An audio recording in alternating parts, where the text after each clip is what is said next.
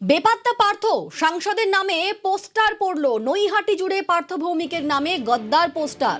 বারাকপুরের সাংসদের নামে পোস্টারে 6 লাভ। পোস্টারে লেখা, এই গদ্দার থেকে সাবধান।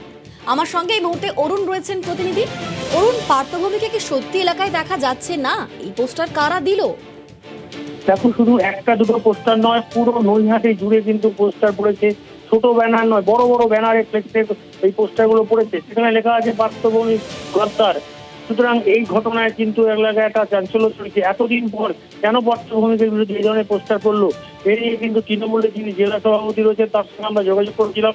সাংগঠনিক সচিব অমিত গুপ্তা বলেছেন যে মানুষ ক্ষিপ্ত রয়েছে তার মধ্যে। যখন সমস্ত বিধায়করা মার খাচ্ছে, বিভিন্ন জায়গায় টিম ছাড়া হচ্ছে, পার্থ ভৌমিক সে সময় দিল্লিতে গিয়ে গা ঢাকা দিয়েছিলেন। এই কিন্তু জানিয়েছেন পার্থ ভৌমিকের একেবারে সঙ্গে অনুগামী অমিত গুপ্তা। এই নিয়ে কিন্তু এলাকায় একটা চাঞ্চল্য ছড়িয়েছে। এখনো পর্যন্ত কারা মেরেছে বা কি কারণে মেরেছে এটা নিয়ে কিন্তু একটা পুলিশ তদন্ত করে দেখছে।